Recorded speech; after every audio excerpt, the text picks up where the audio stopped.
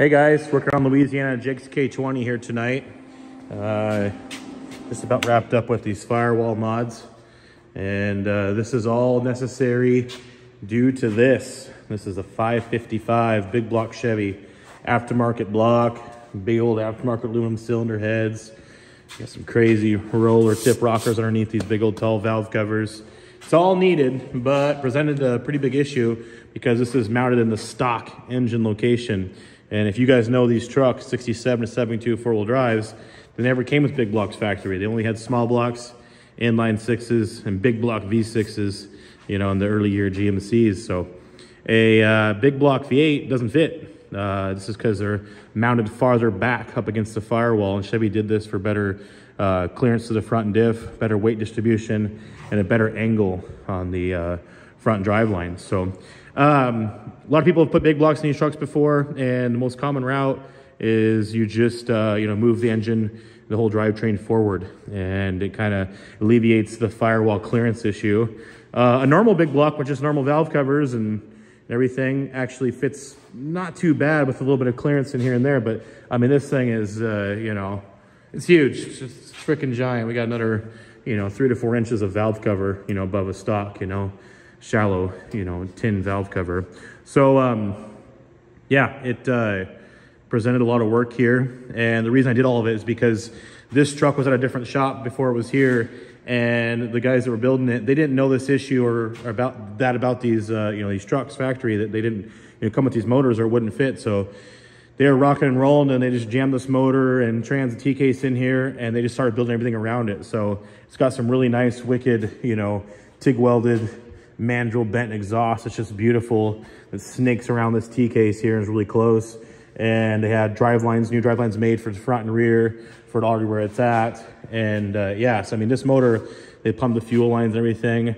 So, ideally I would have just moved it forward, but that's all would have had to been modified. And this has already been bought, paid for, and done by the customer. So we already had a lot of firewall mods to do anyways, due to the vintage air and some other things happen in this truck. So I chose to just move forward with modifying the firewall and keep everything where it's already at. And so, yeah, so I got the cab on the chassis and already knew this was going to be an issue. So had it kind of basically planned out and as my first kind of thing to fix here. And just started cutting as little as possible, to get it to actually fit over that motor.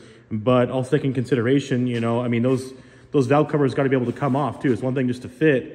Those got to be able to come off. You can't be pulling the cab to do, to adjust your valves. So, the engine sits right about here, and there's just enough clearance to, pop those valve covers up, off, and, around the motor so you can access the valve tray and everything. But it was a little bit of a challenge too because I wanted to keep all the factory, steering, brake, and, gas pedal, throttle linkage assembly in place. And this motor's back there. It's super close. I'll do another little video once I get all the cab back on and everything. It's that whole last cylinder is basically back here in this firewall. And so, I mean, it sits close to this. They're really mounted up close against the firewall in these years. Even a small block, they're back there, You guys know if you have one of these, those rear header bolts and all that, bell housing bolts. It's a good time. It could definitely be a good time with these things. Oh boy, if you curse and throwing the wrench across the shop for sure. But so I wanted to keep, all that factory stuff in place.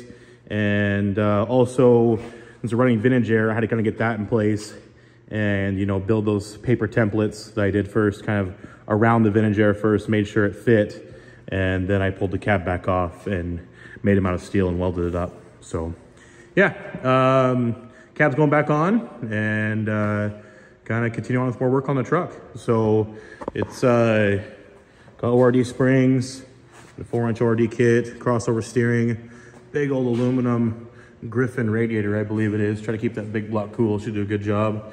Got some of the vintage air bits there you're seeing. Yeah, nice CVF racing serpentine front runner kit, super nice. Hooker headers, Milstein shocks.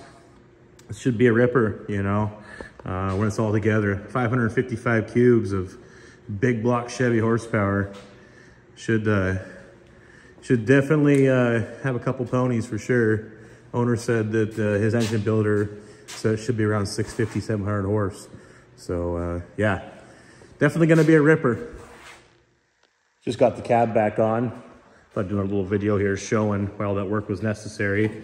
This illustrates it pretty well. You know, a good half of that cylinder is sitting, you know, recessed behind the firewall when this engine is sitting in the stock 4x4 engine location and not moved forward. So that's what required all this work, is because you know, a little small block sits close factory, and they sit, you know, in some areas just about a ½ inch from the firewall. Well, this ginormous big block, should we call it, there's just no way. That's what took all this work to make it fit.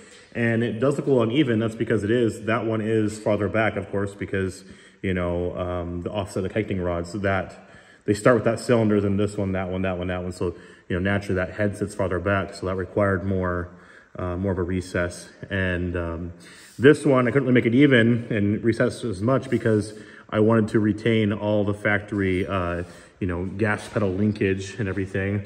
And, you know, the brakes and steering as well. So I kept this one where it was at and just kind of, you know, took, you know, some of this real estate coming over this way. But, you know, this is all right here in the factory location. I just basically brought it more farther over and into this area.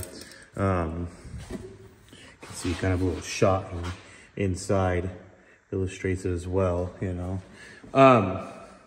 And again, you know, it does look a bit extreme, you know, because they're sitting 3 or 4 inches above this, you know, motor, these recesses are, but you got to pull these valve covers off. And the valve train underneath them is so tall, it takes a long time for them to get up and off of there.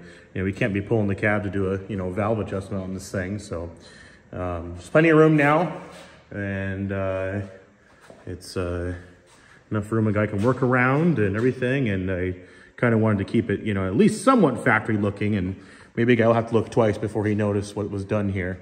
And that's kind of, you know, always the goal. But yeah, it's 555 Big Block Chevy in the 1972 K20 in the factory location. With the firewall mods now finished, I was then able to fit the doors and the front clip back on this cab and on the 4-wheel drive chassis for the first time. You guys can see in the pictures there, looking like a truck again. Pretty exciting. It's sporting an engineered vintage aluminum fabricated grille. The inner there, you guys are seeing it's so shiny. That's aluminum, and it's polished, made right here in the USA. Awesome product that Ben sells there, and it is the shiniest thing in the shop by far. With the front clip and doors back on, the next project is the bed. The donor truck we sourced for a body was a wood bed floor truck, so the wood needs to be replaced, and I need to figure out some sort of a fuel filler situation running down to that custom tank. Look forward to starting on those projects soon. This is Louisiana Jake's 1971 K20. You guys will be seeing more of it soon.